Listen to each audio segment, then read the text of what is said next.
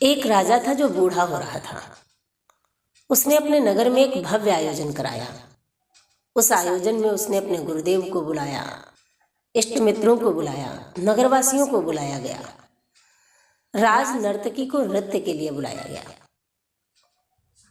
कार्यक्रम प्रारंभ होता है, सभी आनंद में डूबे हैं। अचानक तबले वाले के तबले की थाप गड़बड़ाती है। जब तबले की थाप गड़बड़ाई, नर्तकी का नृत्य गड़बड़ाया। उसने तबले वाले को जगाने के लिए एक दोहा गाया। बहु बीती थोड़ी रही, पल पल गई हिराए, कछुक पलक के कारणे क्यों कलंक लग जाए। तबला वाला जाग जाता है, लेकिन इस दोहे को सुनते ही राजा के गुरुदेव ने राजा से कहकर, अब वो तो ठहरे साधु सन्यासी, उनके पास स्वर्ण मुद्राएं कहाँ। उन्होंने राजा से कहकर नर्तकी को 100 स्वर्ण मुद्राएं उपहार में दी। नर्तकी प्रसन्न हो गई। उसने फिर से वही दोहा गाया, बहु बीती थोड़ी रही, पल पल गई हिराए, कछुक पल के कारणे क्यों कलंक लग जाए। अब इस बार जो राजकुमार है, उसने अपना राजमुकुट उतारकर नर्तकी को दे दिया। नर्तकी और प्रसन्न कि जब भी मैं ये दोहा गाती हूँ मुझे उपहार मिलता है। वह बार बार इस दोहे को गाने लगी और उसे उपहार पे उपहार मिलते जा रहे हैं। उपहारों की झड़ियां लग गईं। उधर कार्यक्रम बंद हो गया। राजा के दिमाग में ये बात नहीं पच रही है, ऐसा क्या था इस दोहे में जिसे सुनकर ही सभी इस तरह से उपहार दे रहे थे। राजा ने अपने गुरुदेव से पूछा, गुरुदेव, एक मामूली सी नृत्यांगना के नृत्य पर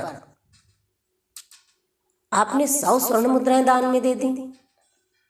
राजा के गुरु मुस्कुराते हैं, कहते हैं वह मामूली नृत्य नहीं था।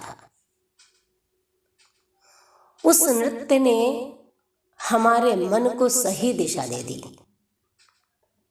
उसके उस दोहे ने बहु बीती थोड़ी रही, पल पल गई हिराए, कछुक पल के कारणे क्यों कलंक लग जाए, मेरी आंखें खोल दी।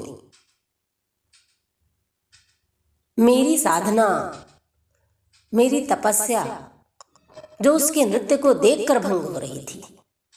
मैं आनंद में डूब रहा था, मैं संसारी हो रहा था, मुझे संसार भाने लगा था, लेकिन उस दोहे ने मेरी आंखें खोल दी और मैं सही रास्ते पर आ गया। मुझे दिशा मिल गई। मैंने इसलिए प्रसन्न होकर उसे वो मुद्राएं दान में दे दी। राजा ने राजकुमार से पूछा। राजकुमार ने अपनी भावना व्यक्त की और जिन लोगों ने उपहार दिया था उनकी अपनी भावना थी। दोहा एक है, लेकिन उसके अर्थ को अलग अलग तरह से लोगों ने लिया। ठीक ऐसे ही संसार में कुछ भी अच्छा और बुरा नहीं है।